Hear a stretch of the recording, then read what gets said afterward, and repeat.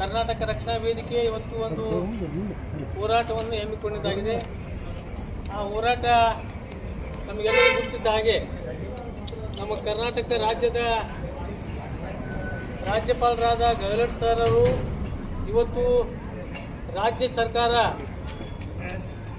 ದ್ವಿಭಾಷೆಯನ್ನು ಜಾರಿಗೆ ತಂದು ನಮ್ಮ ನಾಡಿನ ವಿದ್ಯಾರ್ಥಿಗಳಿಗೆ ಒಂದು ಅನುಕೂಲ ಮಾಡಿಕೊಟ್ಟಂಥ ವಿಷಯ ಇವತ್ತು ಭಾಳ ಶ್ಲಾಘನೀಯವಾದಂಥ ವಿಷಯ. ಅದರ ಪ್ರಯುಕ್ತವಾಗಿ ಇವತ್ತು ಹಿಂದಿ ಭಾಷೆಯನ್ನು ಇವತ್ತು ತೆಗೆದು ಏನದ ಅದು ಗ್ರೇಡ್ ಮಾರ್ಕ್ಸ್ ಹಾಕುವಂಥ ಒಂದು ವ್ಯವಸ್ಥೆ ಮಾಡಿದ್ದಾರೆ. ಆದರೆ ಹಿಂದಿ ಏನದ ವಿಷಯ ಕಡ್ಡಾಯವಾಗಿ ತೆಗೆದಿಲ್ಲ. ಅದಕ್ಕೇನದ ಒಂದು 100 ಇರುವಂಥ ಒಂದು ಏನು ಮಾರ್ಕ್ಸ್ ಇತ್ತು ಅದು ತೆಗೆದು ಏನದ ಗ್ರೇಡ್ ಮಾರ್ಕ್ಸ್ ಕೊಡುವಂಥ ಒಂದು ವ್ಯವಸ್ಥೆ ಮಾಡಿದ್ದಾರೆ. ಅದರ ಪ್ರಯುಕ್ತವಾಗಿ ರಾಜ್ಯ ಸರ್ಕಾರ ಇವತ್ತು ಶಿಕ್ಷಣ ಮಂತ್ರಿಗಳು ರಾಜ್ಯ ಸರ್ಕಾರವು ನಮ್ಮ ಕರ್ನಾಟಕ ರಕ್ಷಣಾ ವೇದಿಕೆಯ ರಾಜ್ಯಾಧ್ಯಕ್ಷರಾದ TN ಆರಂಗೌಡ ಒಂದೇನು ಈತ ಮೊದಲು ನಾವು ಹೋರಾಟ ಮಾಡಿ ಇಲ್ಲಿ ದ್ವಿಭಾಷೆ ಜಾರಿಗೆ ಮಾಡಬೇಕಂತೇಳಿ ನಾವು ಮಾನ್ಯ ಮುಖ್ಯಮಂತ್ರಿಗಳಿಗೆ ಮತ್ತು ಶಿಕ್ಷಣ ಮಂತ್ರಿಗಳಿಗೆ ಈಗಾಗಲೇ ನಾವು ಭಾಳಷ್ಟು ಸಲ ಹೋರಾಟ ಮಾಡಿ ಮನವಿ ಕೂಡ ಕೊಟ್ಟಿದ್ದಾಗಿತ್ತು. ಅದರ ಪ್ರಯುಕ್ತವಾಗಿ ಇವತ್ತು ಮಾನ್ಯ ಮುಖ್ಯಮಂತ್ರಿಗಳಾದ ಸಿದ್ದರಾಮಯ್ಯನವರು ಮತ್ತು ಶಿಕ್ಷಣ ಸಚಿವರಾದ ಮಧು ಬಂಗಾರಪ್ಪ ಅವರಿಗೆ ನಾವು ಇವತ್ತೇನು ದ್ವಿಭಾಷೆಯನ್ನು ಜಾರಿಗೆ ತಂದು ತಕ್ಷಣ ಇವತ್ತು ಏನು ಜಾರಿಗೆ ತಂದು ಹಿಂದಿ ಭಾಷೆಗೆ ಗ್ರೇಡ್ ಮಾಡಿ ರಕ್ಷಣಾ ವೇದಿಕೆ ರಾಜ್ಯ ಸರ್ಕಾರಕ್ಕೆ ಮತ್ತು ಮುಖ್ಯಮಂತ್ರಿಗಳಿಗೆ ಮತ್ತು ಶಿಕ್ಷಣ ಮಂತ್ರಿಗೆ ಕೃತಜ್ಞತೆ ಸಲ್ಲಿಸ್ತಾ ಇದ್ದೇವೆ ಇವತ್ತು. ಅದಕ್ಕಾಗಿ ಮೊನ್ನೆ ಕೂಡ ನಮ್ಮ ರಾಜ್ಯಾಧ್ಯಕ್ಷರ ನೇತೃತ್ವದಲ್ಲಿ ರಾಜ್ಯಪಾಲರು ಏನೋ ಮನವಿ ಕೊಡೋದ್ರಿಂದ ಆ ಮನವಿ ಹಿಡ್ಕೊಂಡು ಏನದ ರಾಜ್ಯ ಸರ್ಕಾರಕ್ಕೆ ಮುಖ್ಯ ಒಂದು ಕಾರ್ಯದರ್ಶಿಗಳಿಗೆ ಏನದ ಇದು ಈ ಒಂದು ಏನು ಆದೇಶ ತಾವು ಹಿಂದಿ ವಿಷಯ ತೆಗೆದಿದ್ರಿ ಈ ಆದೇಶ ಮರುಪರಿಶೀಲಿಸಬೇಕಂತೇಳಿ ಏನು ಹಸ್ತಕ್ಷೇಪವನ್ನು ಮಾನ್ಯ ರಾಜ್ಯಪಾಲರು ಮಾಡಿದ್ದಾರೆ. ಅದು ಒಂದು ನಾವು ಖಂಡನೆ ಮಾಡಿದ್ದೇವೆ. ಒಂದು ಸಹ ತೋರಿಸೋದು ಅತ್ಯಂತ ಆಕ್ಷೇಪಾರ್ಹವಾದ ಬೆಳವಣಿಗೆ ಆಗಿದೆ. ರಾಜ್ಯ ಸರ್ಕಾರವನ್ನು ಕರ್ನಾಟಕದ ಜನತೆ ಆಯ್ಕೆ ಮಾಡಿದ್ದಾರೆ. ನಾಡಿನ ಜನರ ಬೇಕು ಬೇಡಗಳನ್ನು ರಾಜ್ಯ ಸರ್ಕಾರ ತೀರ್ಮಾನಿಸುತ್ತದೆ. ಹೀಗಿರುವಾಗ ಸರ್ಕಾರದ ಮುಖ್ಯಸ್ಥರಾಗಿ ಸರ್ಕಾರದ ನಾಡಪರ ಕಾಳಜಿಯ ನಿರ್ಧಾರಗಳನ್ನು ಬೆಂಬಲಿಸುವುದು ಅವರ ಕರ್ತವ್ಯವಾಗಿರುತ್ತದೆ. ಆದರೆ ಅವರು ಹಿಂದಿ ಮಾಫಿಯಾ ಪರವಾಗಿ ಕಾರ್ಯನಿರ್ವಹಿಸುವಂತೆ ತೋರುತ್ತದೆ. ಹೀಗಾಗಿ ಅವರನ್ನು ಕೇಂದ್ರ ಸರ್ಕಾರ ಕೂಡಲೇ ವಾಪಸ್ ಕರೆಸಿಕೊಳ್ಳಬೇಕೆಂದು ಕರೆವೆ ಆಗ್ರಹಿಸುತ್ತದೆ. ಬೆಂಗಳೂರು ಸ್ಥಳೀಯ ಭಾಷೆಗಳ ಸಂರಕ್ಷಣಾ ಸಂಘ ಎಂಬ ಅನಾಮಧೇಯ ಸಂಘಟನೆಯ ಮನವಿಗೆ ಪೂರ್ತವಾಗಿ ರಾಜ್ಯಪಾಲರು ಪ್ರತಿಕ್ರಿಯಿಸಿ ರಾಜ್ಯ ಸರ್ಕಾರಕ್ಕೆ ಪತ್ರ ಬರೆದಿರುವುದು ಒಂದು ದೊಡ್ಡ ದುಷ್ಟ ಹುನ್ನಾರವಾಗಿದೆ. ಕರ್ನಾಟಕವನ್ನು ವಲಸೆ ಬರುತ್ತಿರುವ ಹಿಂದಿ ಭಾಷಿಕರಿಗೆ ಸುರಕ್ಷಿತ ಸ್ವರ್ಗವನ್ನಾಗಿಸುವ ದುರ್ಗಾಮಿ ಉದ್ದೇಶಗಳು ಹಿಂದಿ ಮಾಫಿಯಾವಾಗಿದೆ. ಅದರ ಭಾಗವಾಗಿ ರಾಜ್ಯಪಾಲರು ಈ ಪತ್ರ ಬರೆದಿದ್ದಾರೆ ಎಂಬುದು ಸ್ಪಷ್ಟ. ಕರ್ನಾಟಕದ ಶಿಕ್ಷಣ ನೀತಿಯನ್ನು ರಾಜ್ಯ ಸರ್ಕಾರ ತೀರ್ಮಾನಿಸುತ್ತದೆ. ರಾಜ್ಯ ಸರ್ಕಾರವನ್ನು ಇದಕ್ಕಾಗಿ ನಾವು ಆಯ್ಕೆ ಮಾಡಿ ಕಳಿಸಿದ್ದೇವೆ. ಇದನ್ನು ಪ್ರಶ್ನಿಸಲು ರಾಜ್ಯಪಾಲರು ಯಾರು? ಅವರಿಗೆ ಸಂವಿಧಾನ ಈ ಅವಕಾಶ ನೀಡಿಲ್ಲ. ಹಿಂದಿ ಮಾಫಿಯಾ ಎಷ್ಟು ಬಲಶಾಲಿಯಾಗಿದೆ ಎಂಬುದು ಇದರಿಂದ ಗೊತ್ತಾಗುತ್ತದೆ. ವೃತ್ತದ ಒಳಗೆ ಇನ್ನಷ್ಟು ಹಾವುಗಳು ಇದ್ದೇವೆ ಗೊತ್ತಿಲ್ಲ. ಎಲ್ಲವೂ ಹೊರಬರಲಿ ಎಂದು ನಾವು ಕಾಯುತ್ತಿದ್ದೇವೆ. ರಾಜ್ಯಪಾಲರು ಈ ಪತ್ರವನ್ನು ರಾಜ್ಯ ಸರ್ಕಾರ ಕಸದ ಬುಟ್ಟಿಗೆ ಎಸೆಯಬೇಕು. ಕನ್ನಡಿಗರ ಹಿತದೃಷ್ಟಿಗೆ ವಿರುದ್ಧವಾಗಿ ಯಾರೇ ಏನೇ ಹೇಳಿದರೂ ಅದನ್ನು ರಾಜ್ಯ ಸರ್ಕಾರ ಪರಿಗಣಿಸಬೇಕಿಲ್ಲ. ನಾವು ಹಿಂದೆ ಬ್ರಿಟಿಷ್ ಸಾಮ್ರಾಜ್ಯಶಾಹಿಯ ವಿರುದ್ಧ ಹೋರಾಡಿದ್ದೆವು. ಈಗ ಹಿಂದಿ ಸಾಮ್ರಾಜ್ಯಶಾಹಿ ನಮ್ಮನ್ನು ಆಳಲು ಯತ್ನಿಸುತ್ತದೆ. ಇದಕ್ಕೆ ನಾವು ಅವಕಾಶ ಕೊಡುವುದಿಲ್ಲ. ನಮ್ಮ ಪ್ರಾಣ ಹೋದರೂ ನಮ್ಮ ನೆಲದ ಆಸ್ಮಿತಿಯನ್ನು ಉಳಿಸಿಕೊಳ್ಳುತ್ತೇವೆ. ತೃತೀಯ ಭಾಷೆ ಗ್ರೇಡಿಂಗ್ ವ್ಯವಸ್ಥೆಯ ನಿರ್ಧಾರ ಸರ್ಕಾರ ಕೈಗೊಂಡಿದೆ. ಇದನ್ನು ಬದಲಿಸುವ ಪ್ರಯತ್ನ ಯಾರೇ ಮಾಡಿದರೂ ರಕ್ತ ಕ್ರಾಂತಿಯಾಗುತ್ತದೆ. ರಾಜ್ಯಪಾಲ ಗೆಹ್ಲೋಟ್ ಹಿಂದಿ ರಾಜ್ಯಗಳ ಮುಖ್ಯಮಂತ್ರಿಗಳಿಗೆ ಪತ್ರ ಬರೆದು ಅಲ್ಲೆಲ್ಲ ತೃತೀಯ ಭಾಷೆಯಾಗಿ ಕನ್ನಡ ಕಲಿಸಲು ತಾಕೀತು ಮಾಡಲಿ. ಅಷ್ಟಕ್ಕೆ ಅವರ ಸ್ವಂತ ರಾಜ್ಯವಾದ ಮಧ್ಯಪ್ರದೇಶದಲ್ಲಿ ಈಗಲೂ 2 ಭಾಷೆಗಳನ್ನು ಕಲಿಸಲಾಗುತ್ತದೆ. 3ನೇ ಭಾಷೆಯನ್ನಾಗಿ ಕಡ್ಡಾಯವಾಗಿ ಕನ್ನಡ ಕಲಿಸುವಂತೆ ಅಲ್ಲಿನ ಸರ್ಕಾರ ಮೇಲೆ ಅವರು ಕೂಡ ಒತ್ತಡ ಮಾಡಬೇಕಂತೇಳಿ ಆಗ್ರಹಿಸುತ್ತಿದ್ದೇವೆ. ಅದಕ್ಕಾಗಿ ಮಾನ್ಯ ಇರಲಿ, ಅದು ಸಾಧ್ಯವಿಲ್ಲದರೆ ಕನ್ನಡಿಗರ ಮೇಲೆ ಯಾಕೆ ಹಿಂದಿ ಹೇರಲು ಯತ್ನಿಸುತ್ತಾರೆ? ಇಂಥ ನಾಡದ್ರೋಹಿ ರಾಜ್ಯಪಾಲ ಕರ್ನಾಟಕದ ಇರಲು ಯೋಗ್ಯರಲ್ಲ. ಅವರನ್ನು ಕೇಂದ್ರ ಸರ್ಕಾರ ಕೂಡಲೇ ಹಿಂದಕ್ಕೆ ಕರೆಸಿಕೊಳ್ಳಲು ಕರ್ನಾಟಕ ರಕ್ಷಣಾ ವೇದಿಕೆ ಒತ್ತಾಯಿಸುತ್ತದೆ.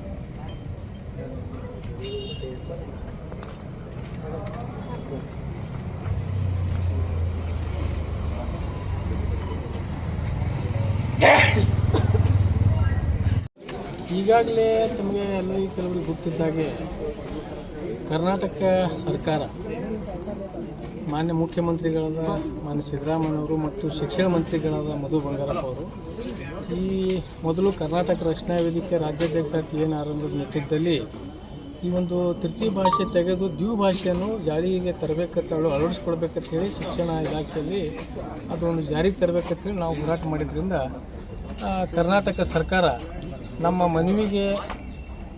ಮನವಿಯನ್ನು ಪರಿಗಣಿಸಿ ಈ ರಾಜ್ಯದ ವಿದ್ಯಾರ್ಥಿಗಳಿಗೆ ಅನುಕೂಲ ಆಗಲಿಕ್ಕೆ, ಯಾಕೆಂದರೆ ಈಗ ಸಾಕಷ್ಟು ರಾಜ್ಯಗಳಲ್ಲಿ ದ್ವಿಭಾಷೆಯನ್ನು ಜಾರಿಗೆ ತಂದಿದ್ದಾರೆ. ಅದರ ಜೊತೆ ನಮ್ಮದು ಕೂಡ ಕರ್ನಾಟಕ ರಾಜ್ಯದಲ್ಲಿ ಕೂಡ ದ್ವಿಭಾಷೆ ಬರಬೇಕು. ಇದು ಹಿಂದಿ ಭಾಷೆ ಹೇರಿಕೆ ಮಾಡೋದ್ರಿಂದ ಎಲ್ಲ ಮಕ್ಕಳಿಗೆ ತೊಂದರೆ ಆಗ್ತಾಯಿದೆ. ಅದಕ್ಕಾಗಿ ಈ ಒಂದು ಫಲಿತಾಂಶಗಳಲ್ಲಿ ಮಕ್ಕಳ ಒಂದು ಪರೀಕ್ಷಾ ಫಲಿತಾಂಶದಲ್ಲಿ 100ಕ್ಕೆ 18% ಇವತ್ತು ಮಕ್ಕಳು ಫೇಲ್ ಆಗ್ತಾಯಿದ್ದಾರೆ.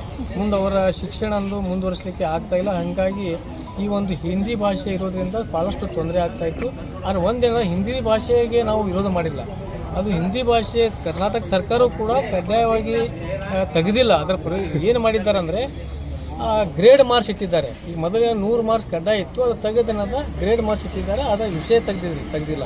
ಅದಕ್ಕಾಗಿ ಏನದ ನಮ್ಮದು ಈ ಒಂದು ಏನು ಕರ್ನಾಟಕ ಸರ್ಕಾರ ಈ ಒಂದು ನಿರ್ಧಾರ ತೆಗೆದುಕೊಂಡಿದ್ದರಿಂದ ಕರ್ನಾಟಕ ರಕ್ಷಣಾ ವೇದಿಕೆ ಆ ಸರ್ಕಾರಕ್ಕೆ ಒಂದು ಕೃತಜ್ಞತೆ ಸಲ್ಲಿಸ್ತೇವೆ ಎಲ್ಲ ರಾಜ್ಯದ ವಿದ್ಯಾರ್ಥಿಗಳ ಪರವಾಗಿ.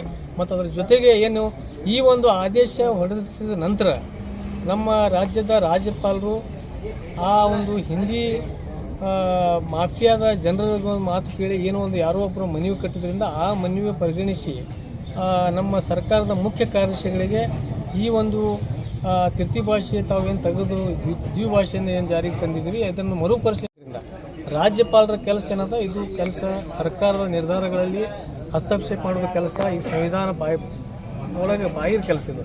ಅದಕ್ಕಾಗಿ ನಾವು ಇವತ್ತು ನಮ್ಮ ಕರ್ನಾಟಕ ರಾಜ್ಯದ ನಮ್ಮ ರಾಜ್ಯಾಧ್ಯಕ್ಷರಾದ ಸನ್ಮಾನ್ಯ ಶ್ರೀ ಟಿ ಎ ನಾರಾಯಣಗೌಡರ ಒಂದು ಕರೆಗೆ ಹೋಗ್ಕೊಟ್ಟು ಈ ರಾಜ್ಯಾದ್ಯಂತ ಎಲ್ಲ ಜಿಲ್ಲೆಗಳಲ್ಲಿ ಜಿಲ್ಲಾಧಿಕಾರಿಗಳ ಮುಖಾಂತರ ಕೇಂದ್ರ ಸರ್ಕಾರಕ್ಕೆ ರಾಷ್ಟ್ರಪತಿಗಳಿಗೆ ಈ ಒಂದು ಕನ್ನಡ ರಾಜ್ಯದ ವಿರೋಧಿ ರಾಜ್ಯಪಾಲ ಇಲ್ಲಿ ಇರಲಿಕ್ಕೆ ಅವಶ್ಯಕತೆ ಇಲ್ಲ, ಅದಕ್ಕಾಗಿ ಇವರಿಗೆ ತಕ್ಷಣ ವಾಪಸ್ ಪಡ್ಕೋಬೇಕಂತೇಳಿ ನಾವು ಇವತ್ತು ಒತ್ತಾಯ ಮಾಡಿ ಮಾನ್ಯ ಜಿಲ್ಲಾಧಿಕಾರಿಗಳ ಮುಖಾಂತರ ಮನವಿ ಸಲ್ಲಿಸಿದ್ದಾರೆ. ಸರ್, ನನ್ನದೊಂದು ಪ್ರಶ್ನೆ ಇದೆ. ಇವತ್ತು ಬಿಜಾಪುರದಲ್ಲಿ ಸಾಕಷ್ಟು ಬೇಕರಿಗಳಿದಾವೆ, ಧಾಬಾಗಳಿದಾವೆ, ಹೋಟೆಲ್ಗಳಿದಾವೆ. ಇಲ್ಲೆಲ್ಲ UP ಬಿಹಾರದಿಂದ ಬಂದು ಹುಡುಗರು ಕೆಲಸ ಮಾಡಕತ್ತವ. ಅವ್ರು ಕನ್ನಡ ಬರೋದಿಲ್ಲ. ಅಲ್ಲಿ ಅವ್ರು ಮಾಲಕರಿಗೆ ಕೇಳಿದ್ರೆ ನಮ್ಮ ಹುಡುಗರು ಹಿಂದಿನೇ ಮಾತಾಡೋರು ನೀವೇನು ಮಾಡೋದು ಅಂತಂತಾರೆ. ಇದಕ್ಕೆ ನೀವೇನು ಹೇಳ್ತೀರಿ ಸರ್? ಇದನ್ನ ಇಲ್ಲ, ಅದು ತಪ್ಪದು. ನಾವು ಈಗಾಗಲೇ ಅದ್ರ ಬಗ್ಗೆ ಅಂತ ಯಾವುದೇ ನಾವು ಇನ್ನೂವರೆಗೆ ಸಾಕಷ್ಟು ನಮ್ಮ ಕರ್ನಾಟಕ ರಕ್ಷಣಾ ವೇದಿಕೆ ಎಲ್ಲೆಲ್ಲಿ ಗಮನಕ್ಕೆ ಬಂದಿದೆ ಅಂಥವೆಲ್ಲ ನಾವು ಅದಕ್ಕೆ ಏನದ ಸರೋಜಿನಿ ಮಹಿಷಿ ವರದಿ ಜಾರಿಗೆ ಮಾಡಬೇಕಂತೇಳಿ ಯಾಕೆ ಹೇಳಕತ್ತ ನಮ್ಮ ಕರ್ನಾಟಕ ರಕ್ಷಣಾ ವೇದಿಕೆದು ಸತತವಾಗಿ ನಮ್ಮ ರಾಜ್ಯಾಧ್ಯಕ್ಷರು ಆ ಸರೋಜಿನಿ ಮಹಿಷಿ ಖಾಸಗಿ ವಲಯದಲ್ಲಿ ಆಗಲಿ ಸರ್ಕಾರಿ ವಲಯದಲ್ಲಿ ಪ್ರತಿಶತ 80% ಎಲ್ಲರಿಗೂ ಉದ್ಯೋಗ ಏನದ ನಮ್ಮ ಕನ್ನಡಿಗರೇ ಸಿಗ್ಬೇಕಂತೇಳಿ ಈಗಾಗಲೇ ನಾವು ಒತ್ತಾಯ ಮಾಡ್ತಾ ಇದ್ದೀವಿ. ಅದರಲ್ಲಿ ಇದು ಬರ್ತದೆ. ಅದಕ್ಕಾಗಿ ಇಂಥವು ಏನೇ ಗಮನಕ್ಕೆ ಬಂದರೂ ಕೂಡ ನಾವು ರಕ್ಷಣಾ ವೇದಿಕೆ ಹೋಗಿ ಅವರಿಗೆ ನಮ್ಮ ಕನ್ನಡಿಗರಿಗೆ ಅಲ್ಲಿ ಉದ್ಯೋಗ ಕೊಡಬೇಕು.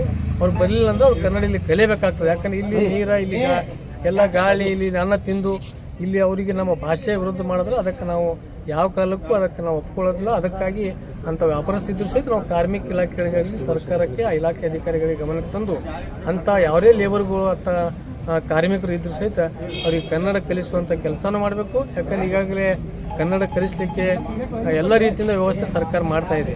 ಅವರು ಕಲ್ಕೋಬೇಕಷ್ಟೇ. ಅದಕ್ಕೆ ಕಲ್ತಿಲ್ಲ ಅಂದ್ರೆ ಅದಕ್ಕೆ ನಾವು ಕಾರ್ಮಿಕ ಇಲಾಖೆಯವ್ರಿಗೆ ಹೇಳಿ ಸರ್ಕಾರಕ್ಕೆ ಅಧಿಕಾರಿಗಳಿಗೆ ಹೇಳಿ ಅವರಿಗೊಂದು ಕ್ರಮ ತೆಗೆದುಕೊಳ್ಳುವಂಥ ಕೆಲಸ ಮಾಡಬೇಕು. ಅವರಿಗೂ ಕೂಡ ನಾವು ಅದು ಮನವರಿಕೆ ಮಾಡ್ತೇವೆ.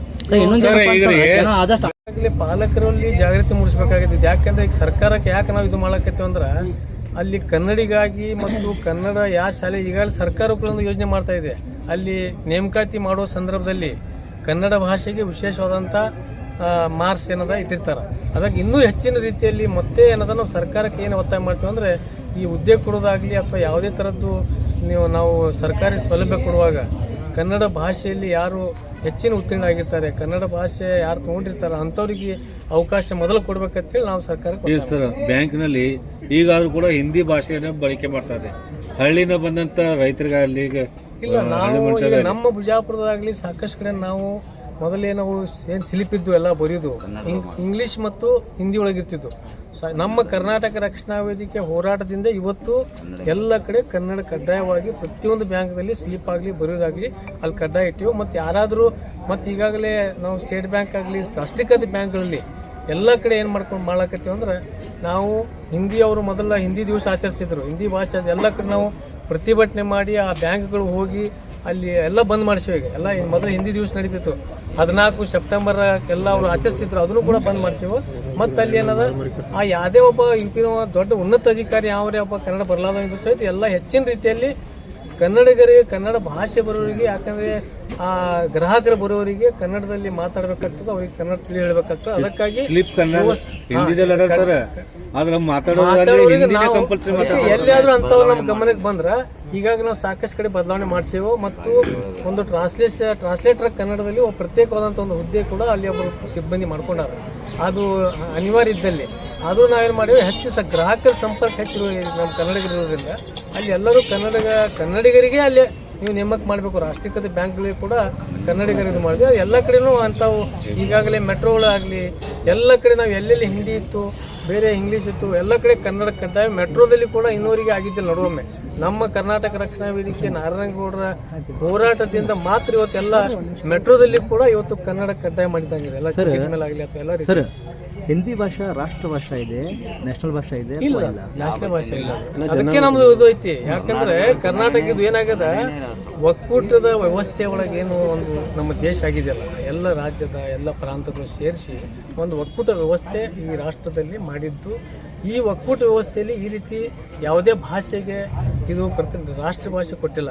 ಇವರೇನದ ನಮ್ಮ ಏನು ಉತ್ತರ ಭಾರತೀಯರು ಏನದಲ್ಲ ಕೆಲವೊಬ್ಬರು ರಾಜಕಾರಣಿಗಳು, ಇದು ಯಾವುದೇ ಆ ಪಕ್ಷದ ನಾ ಹೇಳೋದಲ್ಲ, ಎಲ್ಲ ಪಕ್ಷದ ಉತ್ತರ ಭಾರತೀಯ ಏನು ರಾಜಕಾರಣಿಗಳು ಆ ಸರ್ಕಾರ ಬಂದಾಗ ಅದು ಒಂದು ಹಿಂದಿ ಹೇರಿಕೆ, ಒಂದು ಒತ್ತಾಯ ಮೇಲೆ ಹೇರಿಕೆ ಮಾಡಿ ಇಡೀ ನಮ್ಮ ದೇಶದೊಳಗೆ ಅವರು ಹಡಿಸುವಂಥ ಕೆಲಸ ಮಾಡ್ಲಕತ್ತಾರೆ. ಅದಕ್ಕಾಗಿ ನಾವು ಅದಕ್ಕೆ ವಿರೋಧ ಮಾಡಿ ಇವತ್ತು ಈಗ ಮಹಾರಾಷ್ಟ್ರದ ಇಲ್ಲಿ ನಾವು ನಮ್ಮ ರಾಜ್ಯಪಾಲರಿಗೆ ನಮ್ಮದು ಅದೇ ಒಂದು ಪ್ರಶ್ನೆ ಏನಿದೆ ಅಂದರೆ, ನಿಮ್ಮ ಮಹಾರಾಷ್ಟ್ರದಲ್ಲಿ BJP ಸರ್ಕಾರ ಅಲ್ಲಿ ದ್ವಿಭಾಷೆ ಮಾಡಿದ್ದಾರೆ. ಮಧ್ಯಪ್ರದೇಶದಲ್ಲಿ ಅವರೇ ರಾಜ್ಯಪಾಲ, ನಮ್ಮ ಈಗ ಗೆಹ್ಲೋಟ್ ರಾಜ್ಯಪಾಲರ ಅವ್ರ ರಾಜ್ಯದವರೇ ಅವರು ಅಲ್ಲೇ ಏನದ ದ್ವಿಭಾಷೆ ಜಾರಿಯಲ್ಲಿ ಇದೆ. ಅದು ಅಲ್ಲೇ ಹಿಂದಿ ಕಡ್ಡಾಯ ಇಲ್ಲ. ಇಂಥ ಇದ್ದಾಗ ನಮ್ಮ ರಾಜ್ಯದಲ್ಲಿ ಯಾಕೆ ಹೇರಿಕೆ ನೀವು ಮಾಡ್ಲಾಕತ್ತಿರ್ತೀವಿ, ನಮ್ದು ಈ ರೀತಿ ಒಂದು ಪ್ರತಿಭಟನೆ. ಸರ್, ಹಾಗಾದ್ರೆ ನಿಮ್ಮ ಮಾತಿನ ಅರ್ಥ ಏನಾಯ್ತು? ರಾಜ್ಯಪಾಲರು ಒಟ್ಟಿನಲ್ಲಿ ಕೇಂದ್ರ ಸರ್ಕಾರದ ಏಜೆಂಟ್ ಆಗಿ ವರ್ತಿಸ್ತದೆ. ಅದಕ್ಕೂ ಇದು ಆಗಿ ಇದು ಮುಂದೆ ಕಾಣಿಸ್ಲಾಗ್ತದೆ. ಪ್ರತಿಯೊಂದರಲ್ಲಿ ಏನಾದ ಬಂದು ಮುಗಿಸೋದು, ಪ್ರತಿಯೊಂದು ಬಲ್ಲಿ ಬಂದಿದೆ. ಅದು ಅವ್ರದ್ದು ಸಂವಿಧಾನಬದ್ಧವಾದಂಥ ಒಂದು ಹುದ್ದೆ. ಅದು ಅವರಿಗೆ ಯಾವುದೇ ಪಕ್ಷಪಾತ ಇರೋದಿಲ್ಲ. ಅದು ಏನು ಸರ್ಕಾರ ಏನು ಜನಪ್ರತಿನಿಧಿ ಜನ ಆರಿಸಿಕರಿಸುವಂಥ ಸರ್ಕಾರ ಪ್ರಜಾಪ್ರಭುತ್ವದಲ್ಲಿ ಏನು ವ್ಯವಸ್ಥೆ ಇದೆ ಆ ವ್ಯವಸ್ಥೆ ಪ್ರಕಾರ ಅವ್ರು ನಿರ್ಣಯ ತೊಗೊಂಡಿರ್ತಾರೆ ಅಲ್ಲಿ ಸರ್ಕಾರ. ಆ ನಿರ್ಣಯಕ್ಕೆ ಅವರು ಬದ್ಧರಾಗಿ ಅವರು ಉಳಿಬೇಕಷ್ಟೇ. ಅವ್ರು ತಮ್ಮ ರಾಜ್ಯಪಾಲ ಹುದ್ದೆಯಲ್ಲಿ ಇತಿಮಿತಿಯಲ್ಲಿ ತಾವು ಕೆಲಸ ಮಾಡಬೇಕು, ಹೊರತಾಗಿ ರಾಜಕಾರಣಿಗಳೇ ಆಗಿ ಒಂದು ಪಕ್ಷದ ಏಜೆಂಟ್ರಾಗಿ ಕೆಲಸ ಮಾಡಬಾರ್ದು. ಸರ್, ಆರ್ಟಿಕಲ್ 343ನಲ್ಲಿ ಹಿಂದಿ ನಮ್ಮ ಅಫಿಷಿಯಲ್ ಲ್ಯಾಂಗ್ವೇಜ್ ಅಂತ ಹೇಳಿ ಡಿಕ್ಲೇರ್ ಆಗಿತ್ತು. ಇಲ್ಲ ಐತ್ರಿ ಆರ್ಟಿಕಲ್ 343. ಸರ್, ಇನ್ನೊಂದು ನೀವು ಹೇಳ್ತೀರಾ ಹಿಂದಿ ಎಲ್ಲಿ ಹಿಂದಿ ರಾಷ್ಟ್ರಭಾಷೆ ಇಲ್ಲೇ ಅಲ್ಲ, ಅದು ಭಾಷೆ ಅಲ್ಲ ಅಂತ. ಮತ್ತೆ ರಾಷ್ಟ್ರಗೀತೆ ಅದಲ್ಲ ಸರ್, ಜನ ಗಣ ಮನ ಅಧಿನಾಯಕ ಜಯ, ಅದು ಯಾಕೆ ಹಿಂದಿದಾಗ ಮತ್ತೆ ಅದು ಕನ್ನಡದಾಗ ಯಾಕೆ ಓದಿಲ್ಲ ಸರ್? ಹಿಂದಿ ಒಳಗೆ ತಲ್ಲದು, ಅದ್ರಾಗ ಎಲ್ಲ ಭಾಷೆ ಸೇರ್ಯಾವ. ಅದ್ರಾಗ ಎಲ್ಲ ಭಾಷೆ, ಹಿಂದಿ ಭಾಷೆ ಒಂದೇ ಇಲ್ಲ ಅದ್ರಾಗ, ಎಲ್ಲ ಸೇರ್ಯಾವ ಅದ್ರಾಗ. ಈಗ ನಮಗೆ ಹಿಂದಿ ಒಳಗಂದ್ರೆ ಅದು ಇಲ್ಲಿ ರಾಷ್ಟ್ರಗೀತಕ್ಕೆ ಬಹಳಷ್ಟು ಜನರಿಗೆ ರಾಷ್ಟ್ರಗೀತದ್ದು ಅರ್ಥನೇ ಗೊತ್ತಿಲ್ಲ. ಸೋಮು ಎಲ್ಲರೂ ಸುಮ್ಮ ಹೇಳೋದೇ ಒಳ್ಳೆ ನೋಡೋದು ಏನಾಗ. ಅದಕ್ಕೇನದ ನಮ್ಮದು ಒಕ್ಕೂಟ ರಾಷ್ಟ್ರದೊಳಗೆ ಎಲ್ಲ ಭಾಷೆ ಈಗಾಗಲೇ ಇದು ಒಂದು. ಈಗ ನಮ್ಮ ಇನ್ನೊಂದು ಹೇಳ್ಬೇಕಂದ್ರೆ ಶೀಘ್ರದಲ್ಲಿ ಕರ್ನಾಟಕ ಭವನದಲ್ಲಿ ಈ ಏನು ದಕ್ಷಿಣ ಭಾರತದ ಎಲ್ಲ ರಾಜ್ಯಗಳ ಮುಖಂಡರುಗಳು ಒಂದು ಸೇರಿ ಇದೇ ತಿಂಗಳ ನಮ್ಮ ರಾಜ್ಯಾಧ್ಯಕ್ಷ ಟಿ ಎ ನಾರಾಯಣಗೌಡರ ನೇತೃತ್ವದಲ್ಲಿ ಇದೇ ಒಂದು ಭಾಷೆಗಾಗಿ ನಮ್ಮ ಈ ಹಿಂದಿ ಭಾಷೆ ಈ ರೀತಿ ಹೇರಿಕೆ ಮಾಡಬಾರ್ದು ನಮ್ಮ ಎಲ್ಲ ರಾಜ್ಯಗಳ ಅಂತೇಳಿ ಎಲ್ಲ ರಾಜ್ಯದ ಮುಖಂಡರುಗಳು ಆಯಾ ಪ್ರಾದೇಶಿಕ ಎಲ್ಲ ಭಾಷೆಗಳ ಏನೋ ಒಂದು ವ್ಯವಸ್ಥೆ ಐತಿ ಅವರಿಗೆ ಮಾನ್ಯತೆ ಕೊಟ್ಟು ಇಂಥ ತಮ್ಮ ಹೇರಿಕೆ ಮಾಡೋದಾಗಲಿ ಎಲ್ಲ ಒತ್ತಾಯಪೂರ್ವಕವಾಗಿ ಸರ್ಕಾರದ ಒಂದು ದುರುಪಯೋಗ ಪಡ್ಕೊಂಡು ಈ ಒಂದು ಭಾಷೆ ತಂದು ಇಲ್ಲಿ ಸೇರಿ ನಮ್ಮ ವಿದ್ಯಾರ್ಥಿಗಳಿಗೆ, ನಮ್ಮ ಜನರಿಗೆ ಅನ್ಯಾಯ ಮಾಡಿಕೊಡ್ಬಾರ್ದು ಅಂತೇಳಿ ಶೀಘ್ರದಲ್ಲಿ ಕರ್ನಾಟಕ ಭವನದಲ್ಲಿ ದಕ್ಷಿಣ ಕರ್ನಾಟಕದ ಎಲ್ಲ ಬರುವಂಥ ಎಲ್ಲ ರಾಜ್ಯಗಳ ಮುಖಂಡರು ಸೇರಿ ಒಂದು ದೊಡ್ಡ ಸಭೆ ಮಾಡಿ ಕೇಂದ್ರ ಸರ್ಕಾರಕ್ಕೆ ಒತ್ತಾಯ ಮಾಡುವಂಥ ಕೆಲಸ ಈಗ ನಮ್ಮ ನಾರಾಯಣಗೌಡರ ನೇತೃತ್ವದಲ್ಲಿ ಮಾಡೋರು. ಇನ್ನೊಂದು, ಈಗ ಎಲ್ಲರೂ ಕೇಳ್ತಿದ್ದು ಭೂ ಮಾಫಿಯಾ ಅಂತೇಳಿ ಕೇಳ್ತಿತ್ತು, ಲ್ಯಾಂಡ್ ಮಾಫಿಯಾ ಅಂತೇಳಿ ಕೇಳ್ತಿದ್ದು, ಸ್ಯಾಂಡ್ ಮಾಫಿಯಾ ಅಂತೇಳಿ ಕೇಳ್ತಿತ್ತು. ಈಗ ಹಿಂದಿ ಮಾಫಿಯಾ, ಭಾಷಾ ಯಾವಾಗ ಮಾಫಿಯಾ ಆಯಿತು? ಅದು ಆ ರೀತಿ ಅವರು ಅಲ್ಲಿ ತಂದು, ಯಾಕಂದ್ರೆ ಯಾವುದೇ ಒಂದು ಕಾನೂನು ಚೌಕಟ್ಟಿನಲ್ಲಿ ಇರ್ಲಾದಂಥ ಕೆಲಸ ಏನಿರ್ತಾವಲ್ಲ, ಕಾನೂನು ಒಳಗೆ ಸಂವಿಧಾನಬದ್ಧವಾಗಿ ಏನು ಕೆಲವೊಂದು ಕೆಲಸ ಇರೋದಿಲ್ಲ, ಅವೆಲ್ಲ ಮಾಫಿಯಾ ಒಳಗೆ ಬಂದ್ಬಿಡ್ತಾವೆ. ಒತ್ತಾಯ ಪರವಾಗಿ ಇರೋದು ಭಾಷೆನೂ ಏನು ಭಾಷೆ ಮತ್ತು ಅವರು ಆ ರೀತಿ ಭಾಷೆ ಅಂತ ಸಹಿತ ಮಾಫಿಯಾ ಮೂಲಕ ಅವ್ರು ಎಲ್ಲರೂ ತಂದು ಯಾವುದೇ ವಿಷಯ ಇರಲಿ, ಅದು ಭಾಷೆ ಇರಲಿ ಅಥವಾ ಇನ್ನಿತರ ಏನೇ ವಿಷಯ ಇದ್ರೂ ಸಹಿತ ಯಾವ ಕಾನೂನುಬದ್ಧವಾಗಿ ಸಂವಿಧಾನಬದ್ಧವಾಗಿ ಯಾವ ಕಾರ್ಯ ನಡೆದಿಲ್ಲ ಅದು ಮಾಫಿಯಾ ಒಳಗೆ ಬಂದ್ಬಿಡ್ತಾವಲ್ಲ. ಸರ್, ಈಗ ರಾಜ್ಪಾಲ್ ಎಲ್ಲೋ ಒಂದು ಕಡೆ ಏನೈತಿ ಹಿಂದಿ ಸಾಮ್ರಾಜ್ಯಶಾಹಿಗಳ ಏಜೆಂಟ್ರಾಗಿ ಕೆಲಸ ಮಾಡ್ತಾರೆ. ಅದು ಅದೇ ನಾವು ಅದೇ ಮನೆಯೋದ್ರೆ ಬರ್ದೇ ಬಿಟ್ಟೇವೆ. ಅದೇ ಸ್ಪಷ್ಟವಾಗಿ ಹೇಳ್ಬಿಟ್ಟೆ ನಾವು, ಸಾಮ್ರಾಜ್ಯಶಾಹಿ ಒಳಗೆ ಅವರಿಗೆ ಅವ್ರದ್ದು ಯಾವುದು ಏಜೆಂಟ್ರಾಗಿ ಕೇಂದ್ರ ಸರ್ಕಾರ ಒಂದು ಪಕ್ಷದ ಏಜೆಂಟ್ರಾಗಿ ಕೆಲಸ ಮಾಡ್ತಾ ಇದ್ದಾರೆ. ಅದಕ್ಕೆ ಅಂಥವ್ರು ಆ ಸಂವಿಧಾನಬದ್ಧ